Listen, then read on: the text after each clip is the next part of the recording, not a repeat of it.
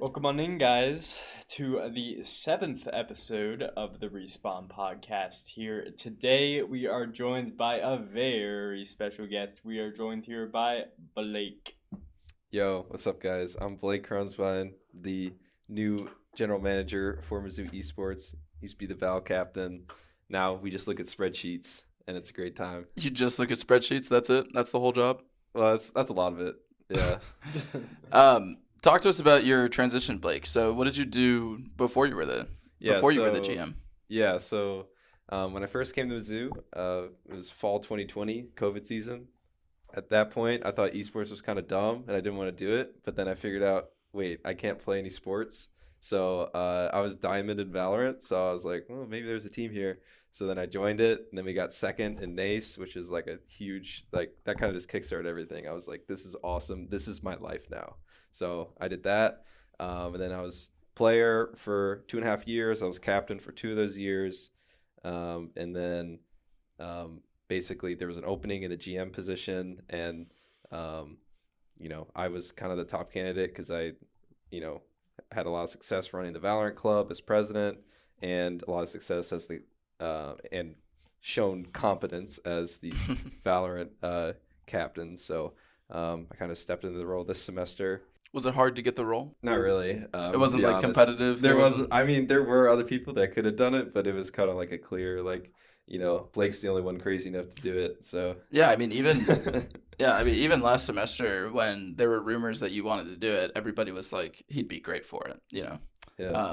So yeah, I mean, we're happy that you're our new GM now. Well, you know what I mean? Yeah. Was that the sort of thing where, like, as soon as you heard about, like, the position being open, you were like, oh, yeah, I want to do that? Or, like, did you have to, like, think for a while about it? Yeah, I mean, I always told my predecessor, like, I want your job when you graduate. But he left a little earlier than his graduation date. So I was like, okay, I'll just do it now, I guess. And it also helped because at that point I was doing recruiting for the for this semester for VALORANT, and I thought I only needed to find one player, but we actually found 2 that were really good. One returning player and then one as a transfer. So I was like, well, so you weren't my spot.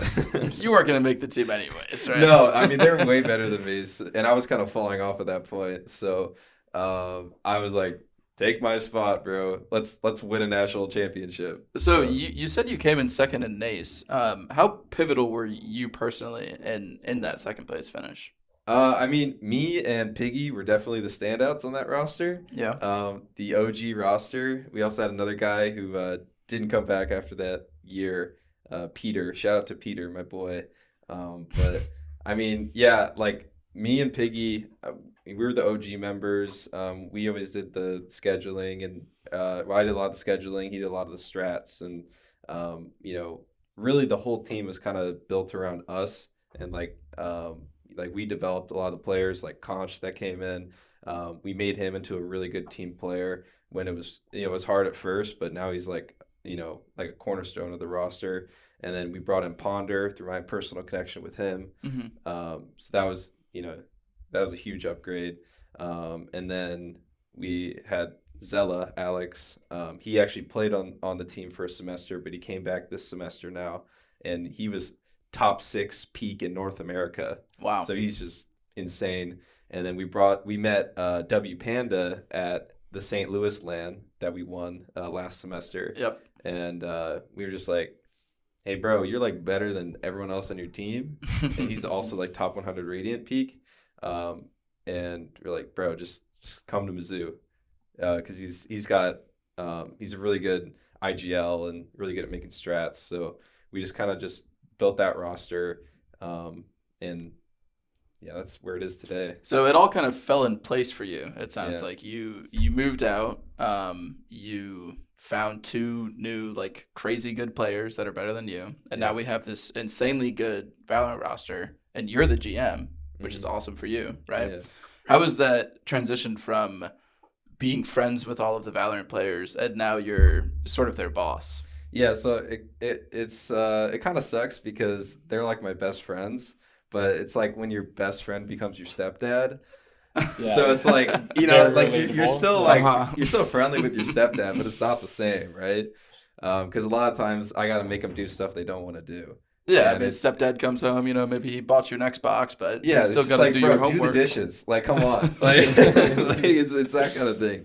Where I mean, I don't know. I don't want them to do things that are unreasonable, but there's certain things that got to be done to make sure that one, like, the program looks good, Yeah, they yeah. look good, and then in turn I look good, right? Because Yeah. if I can't get my players to do things, then why'd we hire this guy? So there's gonna inevitably be that kind of conflict, but I think it's worth it in the end, and they're gonna do great things as long as they keep working as hard as they've been working. It's all gonna be worth it. So. Spoken like a true stepdad. Yeah. Tough love with the boys, Yeah. Would you say your friendship with any of them has swayed in any way, or has it gotten stronger even, or anything like that? Like, do you miss playing on the Valorant team? Yeah, I miss it every day. Yeah. I mean, like, it's just, I mean, that's how life is. Like, everyone wants to play video games every day for the rest of their life, really. Yeah. But I don't know, man. It's tough, but it's very rewarding. The job's very rewarding. It's a tough job, but it's like I can see the things that I'm doing and see the impact that it has on everyone, and I can give other players the experience that I had my first 2.5 years as a student. Yeah. And like my experience as a player and as a captain, as a club president, it's like literally been life changing. Like I did not know what the hell I was going to do with my life when I came into college. I thought I was going to be a cubicle marketing guy. I'm still in marketing, but like now I'm going to be like in esports management. I'm going to do something in esports, and it's just like, I don't care what it is, but it's like way more fun and rewarding than anything else I could think of. So yeah, I mean, you used to think esports was dumb, Yeah, Look I at you did. now. I don't know why I thought that. Like my high school had a team my senior year, and I was just like, guys, what are you doing? This is lame. And Did then you play on the team? Huh? Did you play on the team? No, because it was Rainbow Six Siege, and I was a Counter Strike and PUBG guy back in the day. Yeah, PUBG's where it's at. But then Valorant came along, and I was playing that, and dude, I'm also lucky I chose Valorant as my game because it's just supported so much. CVAL, the big league now, Riot supported league. It's just the collegiate Valorant scene is just ginormous now. It's probably 1,000 teams. Yeah, I mean, I would say it's definitely the biggest game right now, especially in college.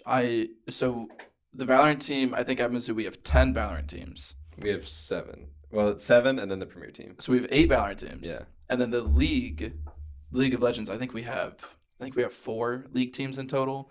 But Valorant is just like, it's just way bigger than every other game right now. Yeah. It's really crazy. But going back to your actual job as GM, talk to us a little bit about the day-to-day operations of a general manager. What do you exactly do? What have you done? What projects are you doing? Yeah, so anything like that. It kind of changes, week by week and month by month. Because like right now it's like recruiting, right? So it's like, what are my rosters going to look like next year? And we have to think about it this early because, our top scholarship is the dorm room scholarship. So people need to know where they're living next year, right? They need to know if they need to get a lease at an apartment or if they're going to live in Bluford Hall. So that's right now, and that's tough because it's kind of navigating through the players' schedules now, and then that kind of conflict of like, oh, will I be on the team? And it's like, I'm playing in a tournament this weekend, and I don't know if I'm going to be on the team next year. Yeah, it's tough, and navigating that is very tough. But I mean, a lot of the day-to-day stuff is like, I do weekly meetings with the captains and managers. I do monthly meetings with the full team. Solving and navigating through personal relationships. Probably the most difficult thing is doing that, especially because a lot of them are my previous best friends. Or I mean, they're still my best friends, but like I'm their stepdad, so it's a little different. But so navigating through that's difficult. And then just like, spreadsheets, man. A lot of spreadsheets. I make so many spreadsheets. What do we do on the spreadsheets? Speak to us about the spreadsheets. I mean, I've got like a 300 person spreadsheet for recruiting that has who I want on the premier roster, who I want to try out, who's on club teams, who's in media, and then I have to email all those people, and then just give them all the info they need to be involved on campus. So that's my big one. Then there's like the roster sheet, like our current rosters, having all their info for signups. And then there's like basically rating my player staff, so like my managers and coaches, just to have metrics on like, you know, how they're doing throughout the year, and then if I want them next year, and then like tracking hours played for each game, who's playing ranked, who's not playing ranked, like who's, you know, hitting the gym in the esports esports mindset, whatever. So there's so many different things. Well, when it comes to recruiting, you know, a lot of it I'm sure is looking at people who go to the university, stuff like that. But how much of it is like looking at different colleges to see who you could potentially recruit? So it's generally better to recruit incoming freshmen from high school, but I do look at kids from other colleges. It's more like if they reach out to us, if they're interested at all, Okay.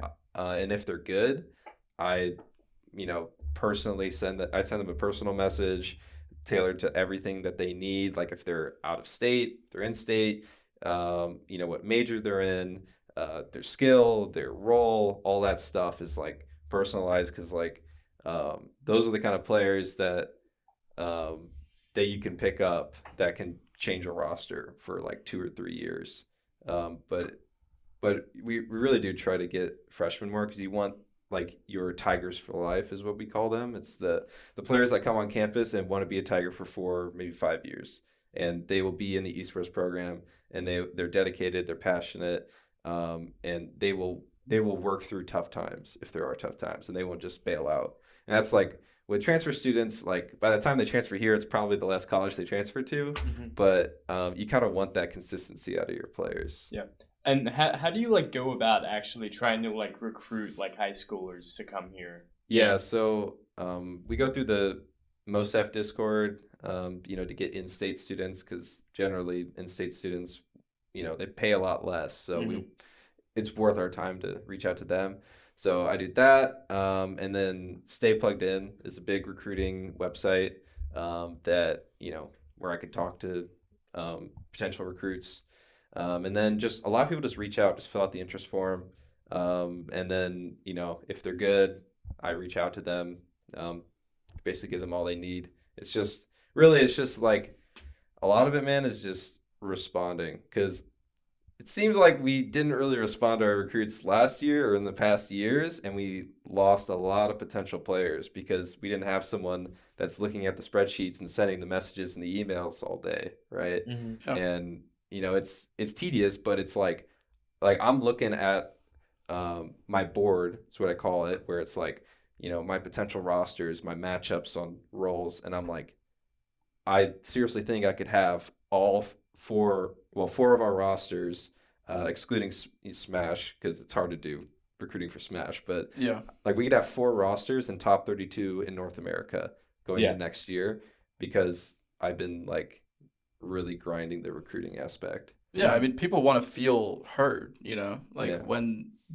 they reach out to you, they want to know that like there's a GM that's going to respond. That's like, you know, they feel like welcomed and like they're valued as a member of Mizzou Esports, you know. You want to talk to a person, not like an entity, you know? Yeah. An entity? An entity. Okay. No, and it's the same with the active players too. Like, I do a lot of my work, especially during recruiting, in my apartment, because I don't want to say like, I don't want to be talking about players when we're in the same room, because my desk is in their room.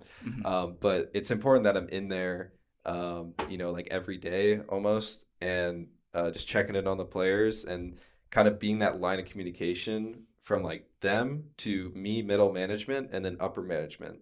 Yeah. Because we didn't have that so much previously, and that was really damaging to the atmosphere of the room. Yeah, I mean, last year, it would be like you had to go through Gavin, and then Gavin would send you to Brady, and then Brady would send you to Tyler, and now it's just like I can just go to you directly, because you're right there for anything I need. And that's, you know, I experienced that as a player, so I was like, that's like my number one thing. I made that my number one thing, and I think that has drastically improved the atmosphere of the room.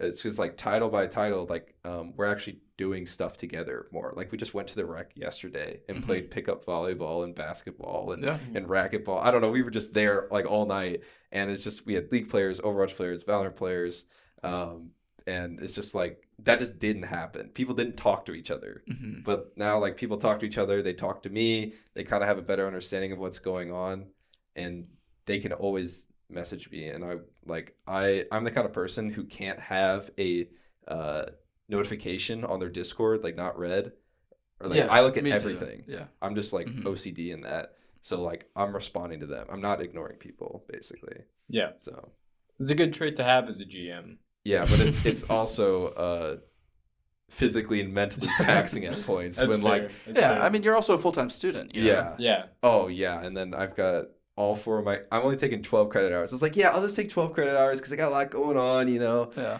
And then all 4 of my classes are group projects, Oh, and inevitably no. because I'm like the leadership personality. Yeah. My team, my group isn't turning things in, so I'm like, all right, guys, now I'm gonna make sure I'm micromanaging everyone, and it's just like, okay, I'm micromanaging all of them, and then I'm like trying to manage Mizzou Esports, and then I'm trying to also delegate and manage the club Valorant, which has 60 members. You're also the president of the club Valorant. So it's like, it's definitely a lot, and So it sounds like a lot. It sounds like a lot of work. Yeah, it's important is. work, obviously. It's very fulfilling though. I'll tell you what. Like, yeah. So how much does a job like this get paid? Well, I'll tell you. I live in Bluford Hall, but it's in. You have the mansion, as we heard from last It's the episode. staff apartment. Ooh. So I got my own kitchen, my own bathroom, queen size bed, Nice. and a nice little living room. So it's got everything I need. I love cooking, so I cook in there, and I don't have to go to community bathroom. So That's nice. that is like the number one thing, and then I get like 20 hours a week for $12.25 an hour, which is also pretty nice for cash. So I'm satisfied with that. I think that's a good representation of the work I do. So I mean, it's free housing too, which is really nice. Yeah, no, I'm very, very thankful for Mizzou Esports for paying me for that and giving me the opportunity. Like it's the opportunity of a lifetime. So who pays you exactly? So as of now, we're under Residential Life. So my boss is Tyler Page, the director of Residential Life, and he's the one who signs the paychecks basically. So will he sign the paychecks for funding for the program as well? That's what he's been doing since day one, but now things are shifting over to Mizzou Rec. So now it'll be under Ethan Cobb, who I believe his title is Assistant Director of the Rec, or Assistant Director of Athletic Operations or something. Sure. I'm sorry, Ethan, but but Ethan, Tyler and Ethan are both great guys, and they love esports. But I think Ethan's going to be able to be a little bit more involved than Tyler, because Tyler's running Residential Life. That's so much, bro. Like for a school like Mizzou. So a lot of times it's like things just aren't that top priority, which is understandable.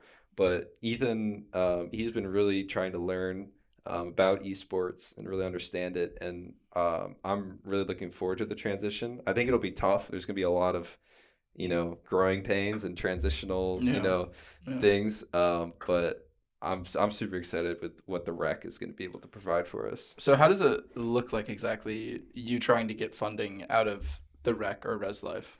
Yeah, so the program has a budget every year, like any department. What is our budget? I don't have the specifics on that, and it is a little fluid, but I honestly don't have the specifics on it. Okay. But I will tell you, like there is a set budget, and sometimes we go above, sometimes we go below.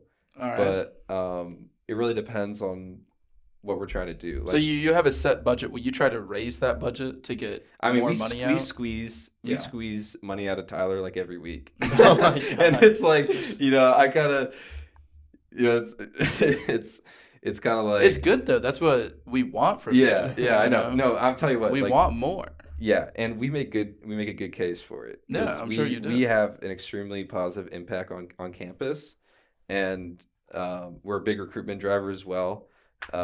So yeah, I mean, we're worth it, and we make a case for it. But like, really, what we're trying to do now is it's more sustainable to have an outside entity that will funnel in cash than the university, especially because esports isn't like it's getting there, but it's not officially like in terms of like supported and University of Missouri, it's not a priority. Yeah, exactly. For the university. Exactly. So we're trying to do sponsorships right now, and cool. I've got some personal connections, which is another reason why they brought me in. To who? Well, I'm not going to name drop. Are you not allowed to say? A lot of people know who it is, but I'm not going to name drop specifics. But I do have some personal connections. Some people on the teams do, and we've been exploring that.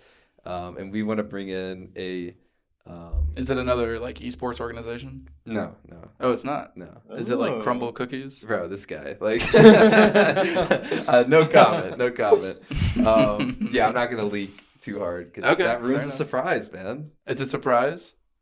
Well, I want it to be if it works, but But just know that we're trying to get an outside, trying to get capital from outside, and what we want to do is send our players to LANs. That's the big thing. Mm-hmm. And the big thing coming up is CECC, the Collegiate Esports Commissioners Cup. That'll be May 5th through 7th this year, and it'll be in Arlington, Texas, at Esports Arena Arlington. You should look it up. It is I've heard awesome. of it. I've heard it's like ginormous, right? And CECC, they had like a nationals tournament last year at this time. It was in Atlanta, and dude, the stage, oh my God, everything was sick. Yeah. And I'm like, my players are going to that. And they need to qualify to go. But like, if my players qualify, I'm doing whatever I can to send them. Because that is like, a lot of these players, it's their final year for either graduating or, sorry, I got a better recruit. But, and my goal is to have every roster go to one LAN. Yeah. At least one LAN every semester, because that is what esports is all about, is playing at these events in person. Yeah. Not playing in your dorm room. Like, that's how it starts, and that's how it was for me for a couple of years. But really the end goal is to send them to these awesome opportunities where if they want to get involved in the esports space, they can do networking. Yeah. And, that's where we met W Panda Mason, who's our IGL now. Like, we wouldn't have that if we didn't go to the St. Louis LAN. Mm-hmm. So that's where you meet the coolest people, have the greatest opportunities, greatest experiences. So that's what I'm pushing really hard for us to go there. And that's why I'm working to get a sponsor for that. Yeah. I mean, it's just a good opportunity for like any team, because not only do you get to meet other people and do networking, but also like you get the opportunity to play on a big stage, but also you get the opportunity to like, be on like a big stream potentially. Yeah. If you're like on the main stage at like this huge esports center, like you're gonna get like noted. People are going to see you. So, and we've got some players, especially on our VALORANT team, that could go pro or get signed to a high tier 2 org, or even get poached to another school. Hopefully not, but their GM might be because like our whole VALORANT team is radiant top 100 peaks. Yeah, and with tier 2 experience. Didn't we qualify for CECC with the Northwood series? Or no? We did not qualify for the LAN, but there's a second round of qualifiers. It's called regionals. Okay. And the winner of regionals goes to CECC. And we're in the Midwest region. Okay. And there's also a last chance qualifier if you don't make it, but that will include all the other regions. So in CVAL, I think it was last week or 2 weeks ago, we just dropped to Northwood University, our VALORANT team, and won 3 in a best of 5. So what happens next? And but before we get there, for those of you who don't know, how good is Northwood? Northwood. Because we were really good. Yeah. Our last episode with Ponder, we were super high hopes. Yeah. I mean, if this says anything, if you look on their VLR page, it's like the VALORANT stat tracker for like pro, but they also have a collegiate section. Mm-hmm. It only tracks playoffs. Northwood is 32-0 in playoffs. Wow. On VLR. And that doesn't count all the stuff before that or in between that's not on VLR. They literally playoffs. have not dropped a game since like we beat them last spring. Wow. in AVGL. Oh, Yeah, so we have beat them. we have beat them before, and that was their like that was they had Furbza, who was like their best player, and but they didn't have Darkest, who was their new pickup. But I mean, like, we're the only team that's ever given them consistent trouble. Yeah, so we're the only team that's taken a game off of them because we took a map off of them. Yeah, I believe the last time Northwood dropped a map was like this semester or like this year. Yeah. Was in Red Bull, the global tournament for Red Bull Campus Clutch in Sao Paulo, Brazil, where they won 3-1. Oh my And before God. that, they didn't drop one map. Oh my God. In Brazil. Oh Yeah. my God. No, they're the world champions. They're the world champions of collegiate and Valorant. I knew they were world champions, but I just assumed that world was like sort of like Oh no. not the No, world. it's just all like, the regions. Like each region had one team representing them. Wow. There was one from America, one from Canada. Then I think they had a wild card, so there was actually 2 from Canada. Then Spain, France.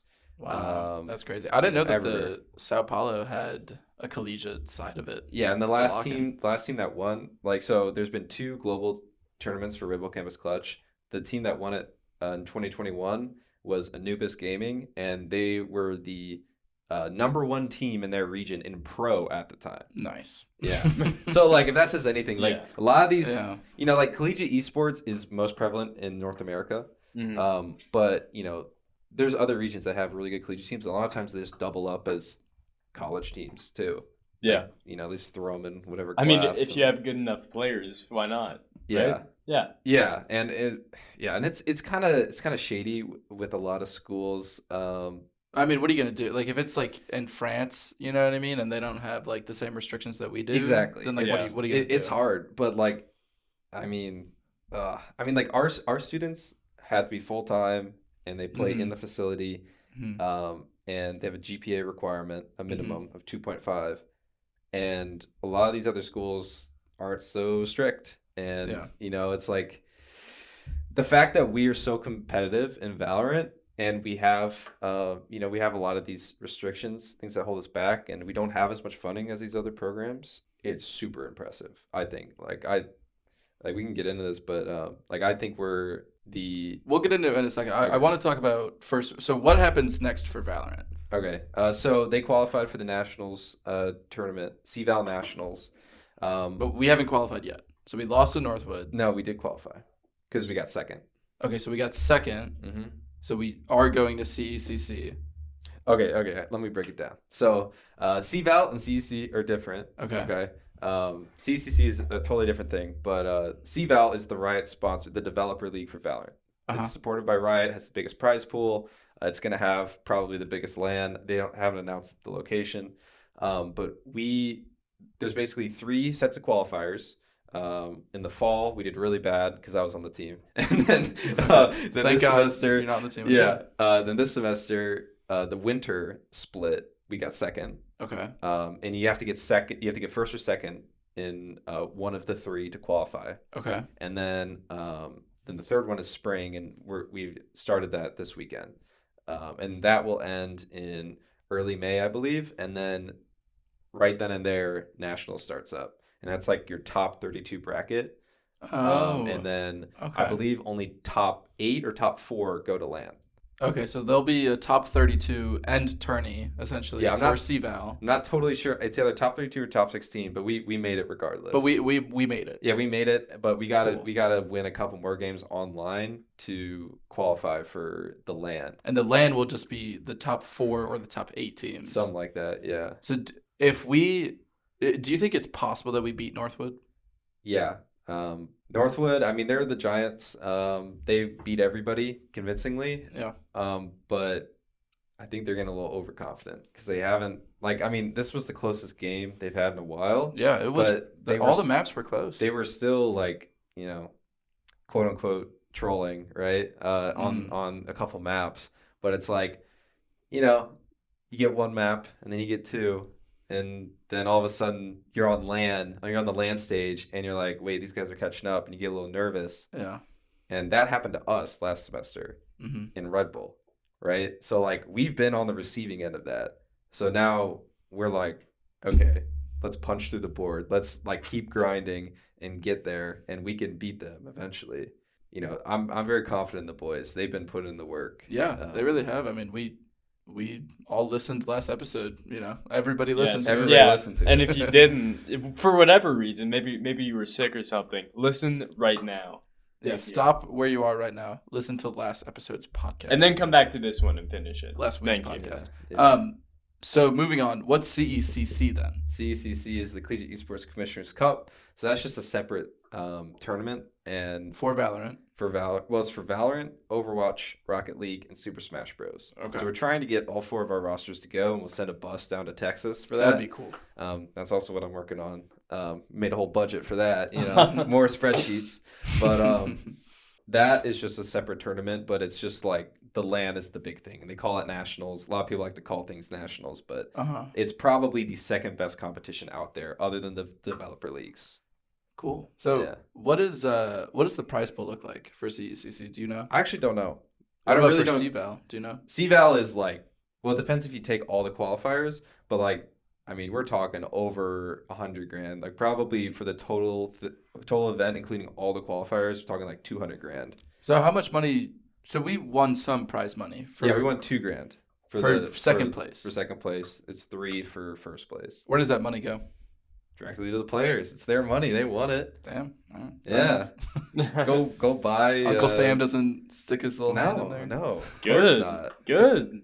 No, because I mean that's always been a big thing for me, and that's kind of how we got Ponder from Miami University, because I believe they took some of his prize pool, if I'm not mistaken. But, Oh, really? yeah. So like, dude, I'm all about incentivizing people, because people aren't going to work unless they have an incentive, or like if you're forcing them to do it, they'll do the bare minimum. Yeah. But if they have an incentive to put in the extra work, then they're going to do it, and they're going to want to do it.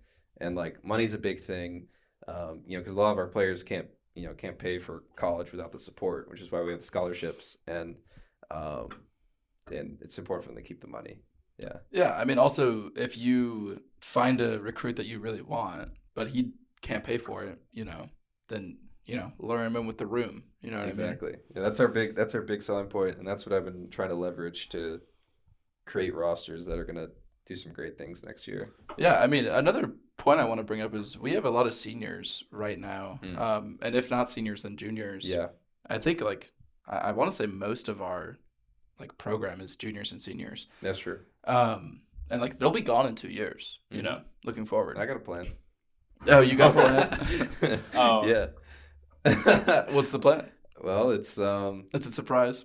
you know, like, I'll be honest, I mean, I'm a junior myself, so probably not going to be here in 2-3 years. Yeah. Unless there's an awesome paid position. Unless there's a that's salary. all in my name, right? Uh-huh. And I feel like living in Columbia some more. But, At Tyler Page. Yeah. Yeah.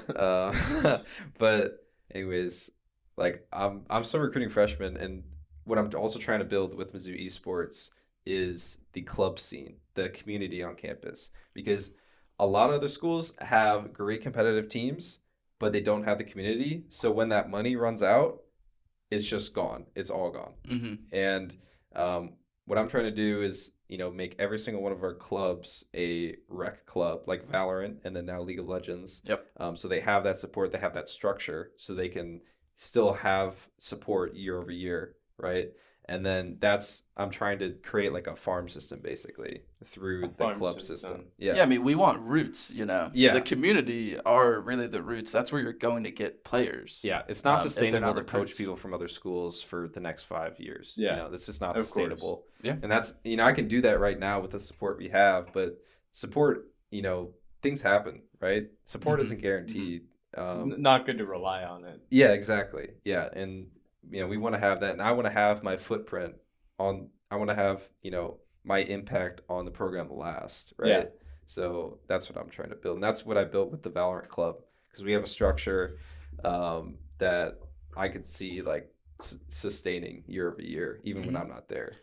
Yeah, so when we're talking about community impact and especially other schools programs, you went to the campus takeover in Kentucky, which is a conference for people in collegiate esports leadership positions. Yeah.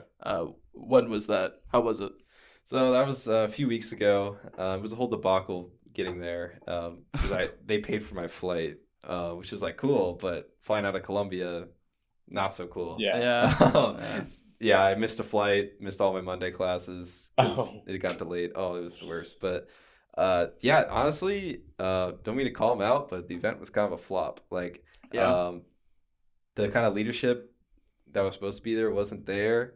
The kind of people on the panels, wasn't very riveting, but it really opened my eyes in appreciating what we have here. So what other schools were there? Like, do Well, you have an example? I mean, Kentucky was they had the most people from Kentucky, but there's, people from like Grand Canyon University, Oklahoma Christian University, Miami University had one guy. But really no big name SEC schools like we were expecting.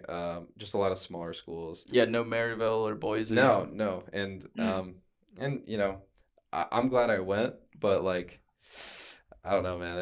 It was not the greatest experience, but it really opened my eyes. Like a lot of these programs just have like one thing that stands out. Yeah, right? they latch on to like to one thing. Maryville and Northwood have competitive teams, but they have no community whatsoever. They have no fan base, they have no production.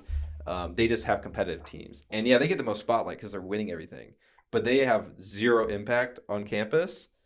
So it's like, why are you even there? Yeah, it's not sustainable. If they start losing, then all of a sudden, like, it's all gone, basically. Yeah, I mean, Maryville can throw $1 million at their teams and win $100,000 for a couple of years, but after a while, like, that money it's just gonna fade away. Exactly. It's gonna go to the players, right? And then your program doesn't really become anything. Yep. And what we're trying to build here is like a campus that supports gamers.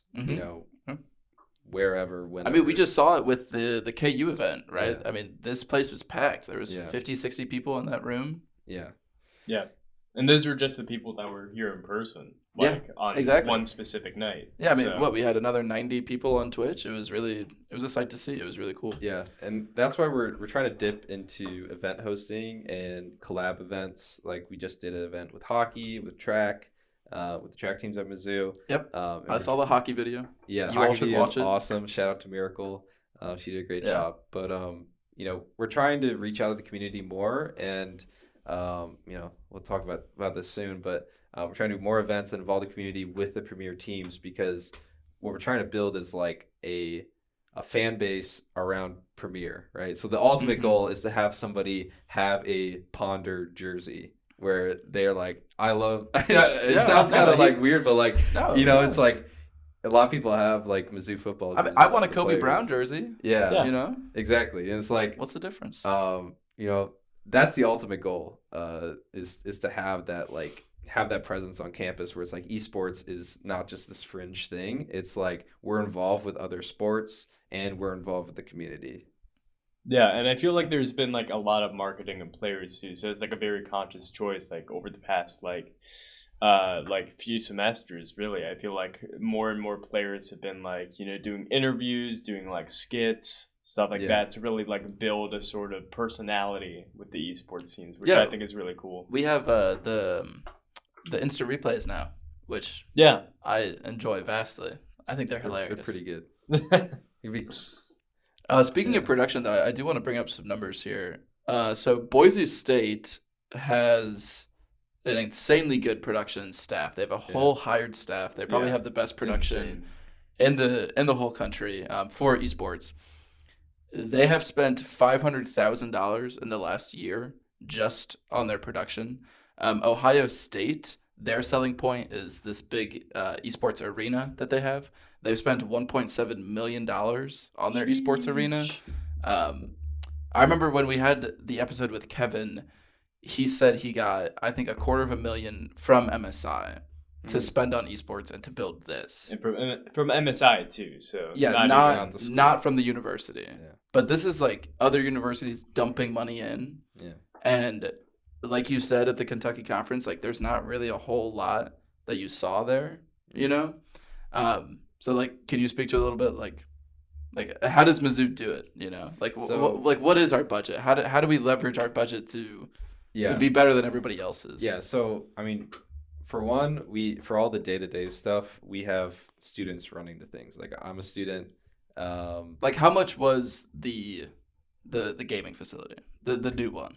We're talking like 100 grand, probably close to 150, 200 when you get all the costs. Yeah, but I mean, with any budget, it's nothing though compared to I mean, a 1.7 million. Not an arena. No way. Exactly. And it's like we have everything like earmarked. We have everything. Like we have people that are making the decisions that have actual business experience, and a lot of people running these esport programs have no business experience, and you just give them money, and they just I don't know what they do with it. It just goes in an Narnia. They're like it's just boom.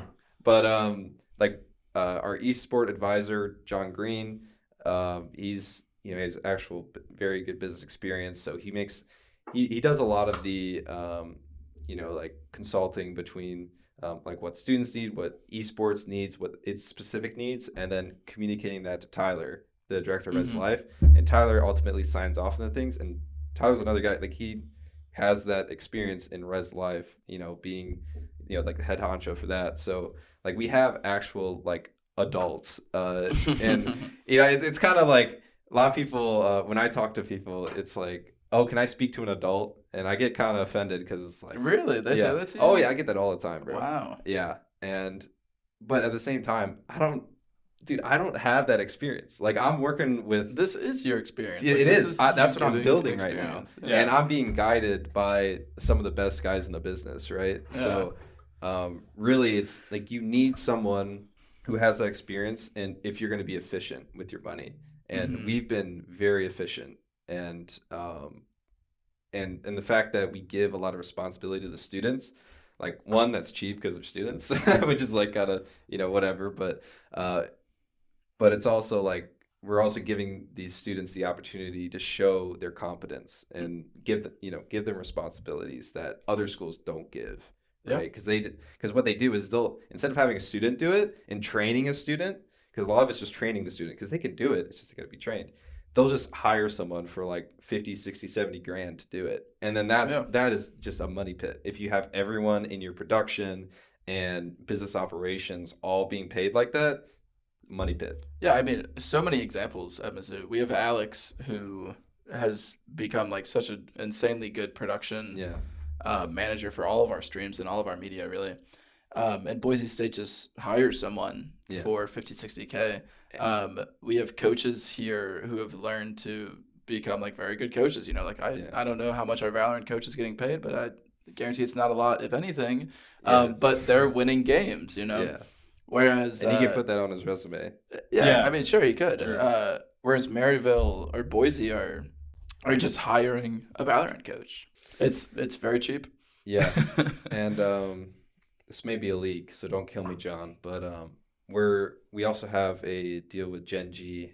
Gen G is a very big esports organization. It's in Korea and LA is where it's kind of stationed, but they are big into esport academics. And I actually met the CEO of Gen G at the Kentucky conference. He's probably the one important person that was there, but I met him, which is awesome. I mean, it's something. It's something. But and I was on the flight that got delayed, and so I talked to him more. But I think we've talked about Gen G Academy on the podcast before. Yeah, so. and Jay's, Jay's. Yeah, that's where Jay's from. Okay. Yeah, but we've got some more guys coming. And, oh, really? Yeah. Well, hopefully, I'm praying. And I want to support them because we got some good players, good players and a coach, possible Valorant coach coming. So,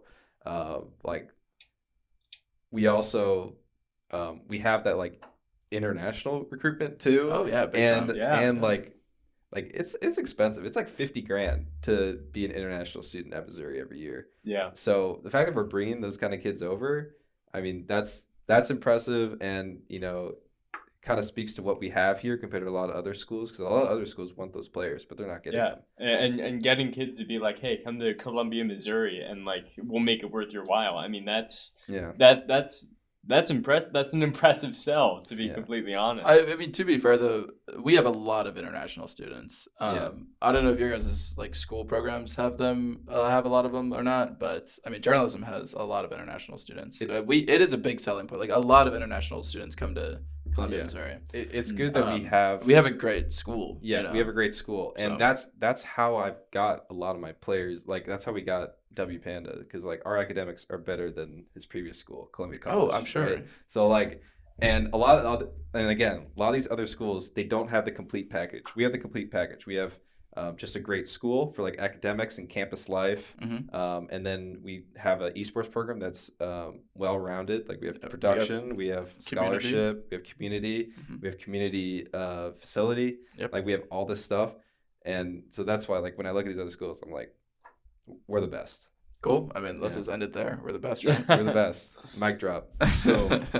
There's one more thing I want to talk about, which is the April event. When we're on the topic about community, what is it called?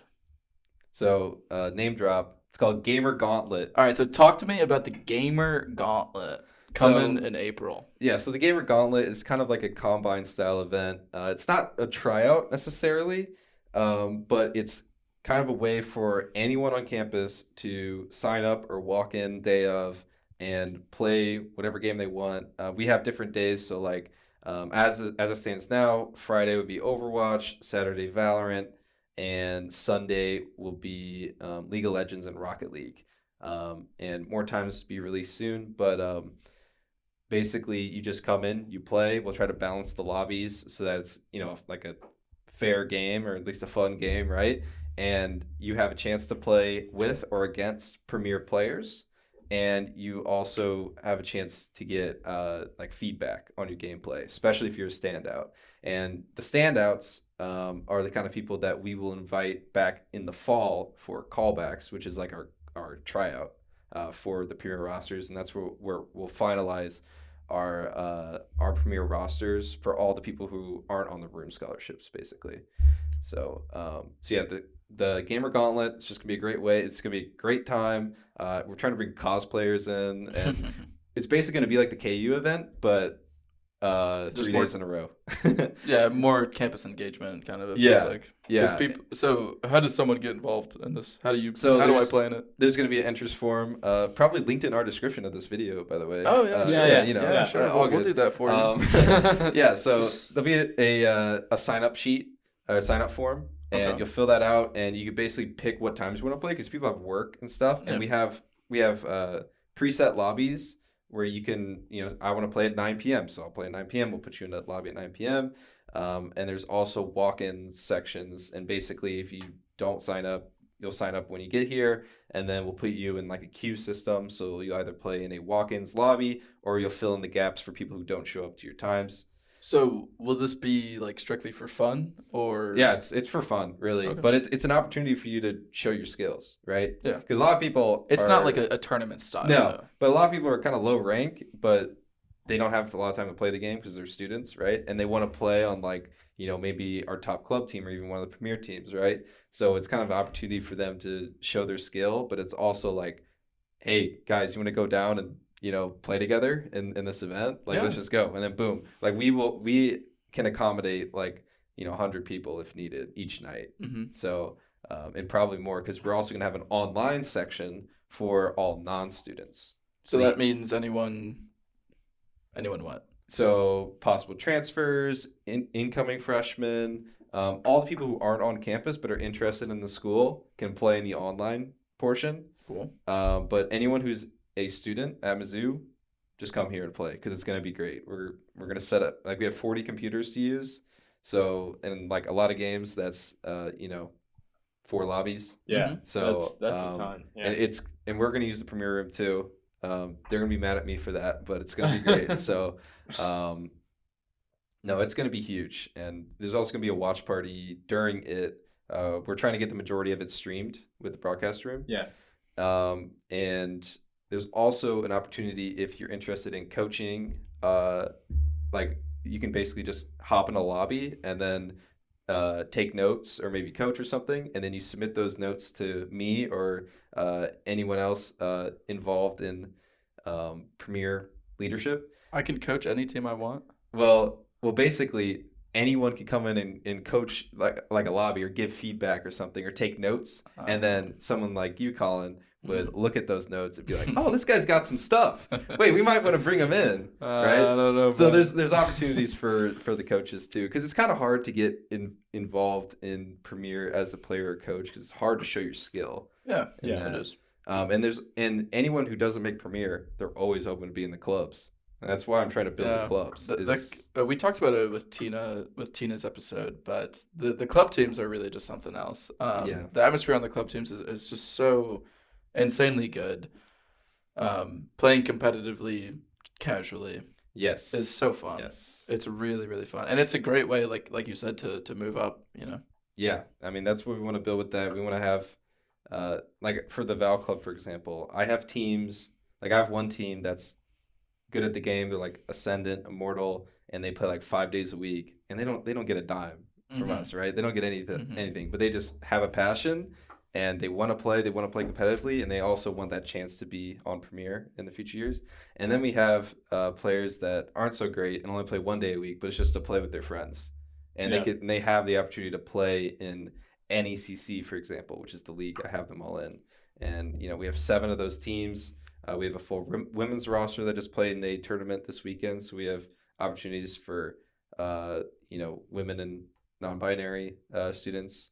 So we really have everything, and then we do in-person events. We just did a community service at Food Bank. I saw it. Yeah, I saw it on the Discord. Yeah, that's really cool. That was pretty fun. That's just the whole Valorant club. It was like 10 people from the club, but it was still fun. 10 people is not nothing. 10 people is good for compared to a lot of the other rec clubs. That's pretty good. So. I am curious. So you said the Valorant club team has an all women's team. Yeah.